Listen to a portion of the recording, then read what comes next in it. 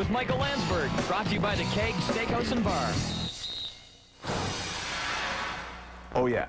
You ask for a guest, you ask enough times, you repeat it over and over again. We'll do our best to get him, and we do. The hot young star from the WWF Edge. Good Canadian kid. Now, you haven't spoken before, right? So I imagine you're coming out today and you're going to talk to us, right? Oh, don't do it to me, man. We hadn't even, I mean, I just assume you're coming on OTR, you're going to talk. Although, as you sit there and look at me, you remind me of a lot of the guests that we've had recently. Today on Off the Record Edge. Great to welcome back to the show, and he will talk, and he's a great guy. And as I said, a lot of Canadians proud of what you're doing in the WWF. I'm sucking up. You got to talk to me. Great to welcome back to the show for the third time, fitness model and now radio host, Trish Stratus. Nice to see you. You do it all, huh? Okie dokie. And Jocko Alston today on Off the Record, comedian. Great to see you. Hey, how you doing? Good. How about you? Not too bad. Okay, today the Vikings quarterback Brad Johnson says, hey, we all love Randall, but I thought what we were trying to do was win some football games. And the press loves to rip an athlete, but what happens when they start ripping back and stick around last block? We'll play a little wrestling confirm or deny with this guy. And we got some questions for the rest of you, too. And if you're worried about that, good. But first of all, the end of the hostage-taking, the ransom has been paid. It is over. Pavel Bure wins. Brian Burke said he wouldn't negotiate with the terrorists, but in the end, he ends up doing that, ships him out to Florida. So the Panthers win, the Panther fans win, Burke ends up making a deal. The guys, to me, that get shafted here, and you tell me, you agree or not, are the fans of the Vancouver Canucks. Well, definitely. I think what happened there is the player called the shots, and no one is bigger than the sport that they play in. No one player is bigger than the sport of hockey. And Pavel Bure obviously thinks he is. The Vancouver Canucks fans lose, but Florida wins out. Mind you, I mean, Vancouver didn't get two schleps. They got two fairly solid players. Name of the game. I wish I had pull like that, you know? But I don't think it's a question of the athlete holding bigger than the league. I think a lot of athletes think they're bigger than the team. That's why they can hold them hostage. You know, I don't think Pavel Bure is bigger than the NHL, but he thinks, you know, I don't like it in Vancouver. I'll just stay here and wait until I'm gone. Okay, that's fine, but not all of us enjoy our work environment. No, I'm not saying that. So does that mean that you're going to hold your boss hostage? No, I'm not saying that. And say, well, I don't like it here, so send me somewhere else. Obviously, the circumstances are different, but I don't think anyone has the right to do that. You go, you work your hardest, you stay there, and hopefully something will change in the meantime. Well, I've always been a proponent of honor your contract. If you're not happy, then play the 2 years. How many years did he have left on his contract? He had a couple years left. You know, play it out, and then, hey, then you can set the table where you want. You know, I think if you start bitching and complaining, then you get that label, and then he'll go to Florida 2 years from now. Florida will still suck. He won't like it. He says it's a fishbowl in Florida or wherever. He's going to feel the pressure wherever he goes. Now, it's easy for us to crap on a whiny Russian hockey player, but how about if a guy is like Theo Fleury, who embodies what most of us want and think is good about hockey? If Theo Fleury leaves the Calgary Flames at the end of the year, different situation because his contract would be up, but if he leaves the Flames to go for, say, $1 million more south, will you have less respect for him because he didn't stay in Canada like a good Canadian kid should? No, because he honored his contract. Exactly. He spent those years there. He worked his butt off. He bled, he sweat. He did everything it took for those Calgary Flames. Exactly. He led them to a Stanley Cup. And he stuck around to see if they can get back and kept trying and trying and trying. He didn't say, like Robbie Alomar did a couple of years ago after Toronto missed the playoffs, I want to go to a contender. No, he Thurin just grinded out, and he honored his contract. He honored his contract, but when does anyone start to honor the fans, though, in a city who honored him? Is it too much to expect to say to a guy like Theo Fleury, yeah, take a few bucks left and stay in Calgary and reward those fans who adored you for so many years? But isn't he rewarding them now? I think by going out and having 50-goal seasons and playing as hard as he can he's playing for those fans right now. Or by taking his 50-goal season to another place and another team is giving another set of fans some joy, you know? There's different ways you can do it, right? On one hand, you get a guy like Pavel Bure who says, I'm not showing up, I'm leaving, trade me, I'm out of here, goes back to Russia, works out for the Red Army team. How about a guy like Brad Johnson, who is the quarterback for the Minnesota Vikings, was their quarterback until he broke his leg. He injured his leg, and as a result, Randall Cunningham comes in, has an amazing season, but Randall Cunningham can't lead them to victory over what I thought was an inferior Falcons team. Brad Johnson says, and I'm quoting, if there's something available that's good for the Vikings, I hope they trade me. Now, is that cool to say, make a statement like that, saying, hey, I don't want to be number 2, I want to be traded?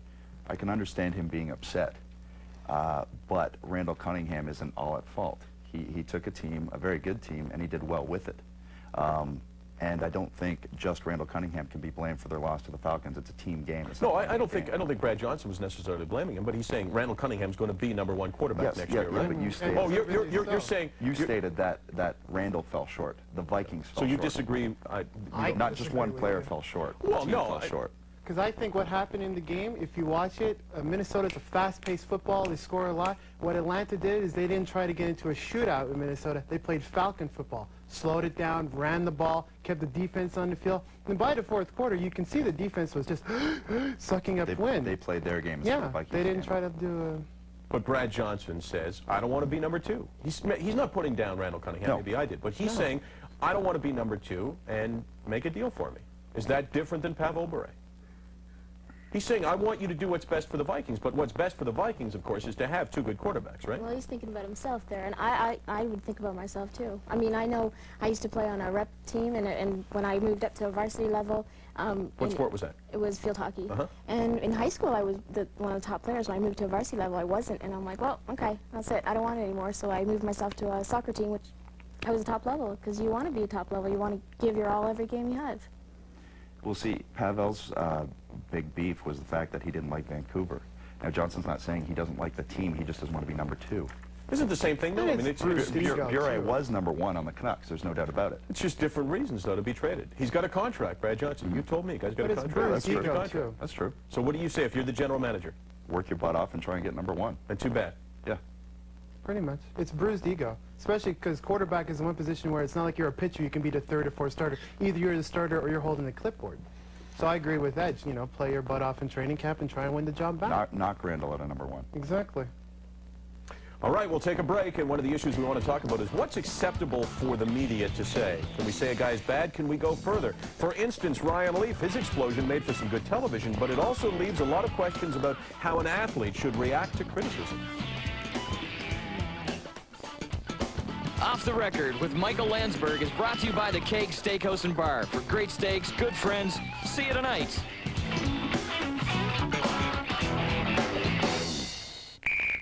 The biggest story about a year ago at this time of the show was Latrell Sprewell. Depending on what side of the fence you sat, yeah, they said the media took it a little bit too far or you thought it was appropriate. I want to talk to you about Sprewell. It looks like he'll be traded to the New York Knicks. He'll make millions of dollars. In the end, do you see this as a major slap in the face to David Stern and the NBA, who tried to make an example of Latrell Sprewell and say, hey, you can't do anything you want and get away with it? Is this a slap in the face to the NBA? I think it is, but you can't blame Sprewell. Blame the Knicks for picking him up. Exactly. Exactly. Every team If I wants did what him. he did and someone wanted me for millions of dollars, I'm going to take it. Yeah, lucky him. Exactly. Yeah. We should all be so lucky to slap our boss and get a raise, you know. Now, I'm not saying it's right what he did. All I'm saying is blame the team that wants to pick him up or the teams that Do want to pick you him up. blame the team that wants to pick him up? I think the team that wants to pick him up obviously doesn't care about the league or about David Stern. They care about themselves. They care about getting They care about people to see winning. the games. Exactly, and they want to win, Yeah. so win at any cost. Same way the NBA is very pro stay in school, but we'll take you out of high school if you can play for us. You know, they're very hypocritical in that way. Now the thing to see is what with Jordan retiring and after the strike, whether this will affect as well as those other issues. It could. But if you think that the New York Knicks are different than almost any franchise in almost any sport, then I think maybe we're being a little bit naive. No. Everybody is I out there admit to any win. team, if the Knicks don't do it, someone else will. Exactly. But that's what sports is all come down to now. So. The interesting thing is that the evil man, the evil owner right now is Reinsdorf, and Jerry Krause is the evil general manager of the Chicago Bulls, because he wouldn't bend over to the players and accept all of their demands. For instance, Scottie Pippen, he held fast all those years saying, hey, you signed a contract, it's not enough money, but too damn bad. And now a lot of people are looking down their nose at him, but maybe Jerry Krause is the only guy who's standing up to any players these days. Well, that's what it seems like. It seems like the players definitely hold the ball. If in any sport the NBA runs Yeah. the players run the league, totally. I mean, that was proven this year. Exactly. I mean, right after the strike, Jason Williams signs a lockout. Sorry. Right after the lockout, Jason Williams signs an $85 million contract. Yet the whole time the owners are crying, we're poor, we can't afford this. Wham, $85 million. I mean, it's totally hypocritical. Story from an Arizona high school. A kid writes an editorial in the high school newspaper, right? It says the football teaches kids to win by being tough, and the heroes of today on the football field could be the future spouse abusers, drunks, and hamburger flippers of tomorrow. One of the players on the football team takes exception and punches him out. If you're a member of the media, is there a limit to what you can write about people? That's where I want to begin. I think there should be. What's over the limit? Well, it's different in every case, but for instance, I have some experience with this. On this show, you quoted that I made $25,000 a year. Now, that upset me a little bit because it was wrong. And because now I have people coming up to me saying, so you only make $25,000, which is fine. But I think if someone's going to quote those things, they should quote it right. But that's more a sense of being accurate as opposed to how far you can But go. it still If I does. would have quoted your salary accurately, would you have had a problem with it? No, Okay. no, but it does What delve if I into called my you a jerk? personal life. Is that a problem? Well, then we talk. No, yeah, but you know, you're Yeah, I mean, but see, that journalism is expression. It's expressing your opinions and how you feel about certain things. And that if you said he was a jerk, that's your opinion. And now if this kid wrote that he was whatever, what did he call it? Then that's his opinion. his That's opinion. what journalism is all about. I But think. some journalists are antagonistic and they'll go after a Yeah. player because they want that big story. I had a big rough up with Edge, blah, blah, blah, because I called him out. I think when it delves too far into someone's personal life. Exactly. okay, here's the question. Okay. And Lee Steinberg, the agent for Troy Aikman and Steve Young, has said that there have been rumors about those guys that they're gay for a long time, and it's hurt their marketability and their credibility. If you're writing for a paper and you find out conclusively that a starting quarterback from a National Football League team is gay, is it wrong to print that? I think it should be up to the player to say, I'm gay. Exactly. Why does someone else need to I think report you have that? to That's have your not own. the issue. Why is that such big news? Why is it such big news that someone is gay? Yeah, but that's Who nice. cares? But well, you say people will buy the. You know, People will if buy you it. print Yeah, People people have magazine exposed and you everywhere. put on the front of People magazine, busted Steve Young. If you Why put is he that, busted? well, okay, if you say outed or whatever, you're going to sell issues. So don't tell me that. Okay, that's fine. Okay, I well, understand that, but buy the shouldn't, issue. shouldn't it be up to the player to say, okay, I'm out? Let's say he goes to that paper. You're still going to sell as many papers Right. if he not- goes to the paper and says, okay. But he's not going to do that. I Right, mean, that's the whole. And nowadays, if he is difference, gay, though. he will. there's that's a lot the of gay difference, right? athletes who haven't come out of the closet. We can't assume But that that's your everyone has. personal business, whether you're gay or this and that. It's how you live your life. It has nothing to do with how well you throw a football or shoot a puck. Yeah, it all comes down to he's an athlete. Shouldn't it be about how well he throws the ball? But it's just digging for the big Yeah, story because exactly. I think a lot of the journalists come on, want to H. be superstars. You guys are in the entertainment business. Yes. And the best way to entertain in the media is not to keep it all nice and friendly. It's to Oh, print no. the stuff that people want to read. We don't keep it nice and friendly. No, you don't. No, but I think when we're also entertainment. We're sports entertainment. We don't open up our personal lives. Oh, but just wait till the next block of this show. Just kidding. When we return, the WWF, you know it's all about hardcore, but how much can you expect one guy to take? The inside scoop on hardcore when Off the Record returns.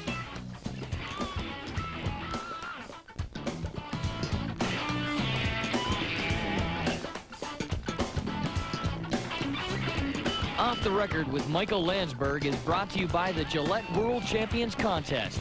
Vote and you could win a 1999 Plymouth Prowler.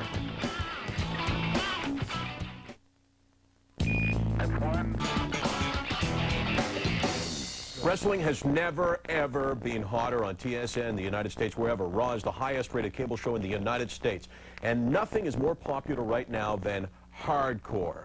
Hardcore, the toughest of the tough. I mean, the outcome may not be the issue here, but look what these guys will put their bodies through. That's your partner, Gangrel, right? And that's from last night's Raw. And this is just typical of what goes on. Is there any limit at this point to what we, the fans, can expect from a guy in the ring? Well, we definitely try and jump to new boundaries, but there's only so far a person can go, and I think Mick Foley's a testament to that. His Hell in the Cell match with Undertaker. That That's ridiculous. God. And week in, week out, he's still he's- not the he's- same after that. Really? And I think that's a little bit too much of a toll to take. But you're in the entertainment business. Yes. Let's take a look at Hell in the Cell, what you're talking about. Look at this. I mean, That one's survivable at least. This one. That's real stuff here. What you're seeing here is not him falling on a mat that's soft. There were real injuries that he received in that one. Yeah. And watch this. Look what he's going on to. These are tacks. I mean, keep in mind. Yes, wrestling is entertainment, but that's real pain. Those are real dislocated shoulders. That's a real toll that's taken on him. Would they say we want you to go I've hardcore? done hardcore wrestling before. I've gone through tables. It's all a part of it. When you get out there in front of 20,000 fans, believe me, you want to perform for them. I understand. But by the same token, you have to look for longevity's sake, Yeah.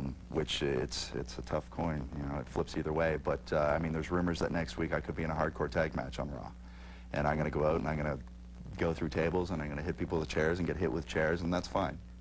Do you go out and do things that, sitting here, rationally thinking that you wouldn't do, but when you get 20,000 people watching, when the expectation is there, will you do stuff that you wouldn't talk about all doing the there? time. So the crowd does do it to you? All the time. I did a dive once in San Jose. I was wrestling Gangrel on Raw, and I dove over the ropes, landed right on my head on the floor. Oh, I saw that. Yeah, yeah. That was my head smacking off the floor. That didn't feel too good.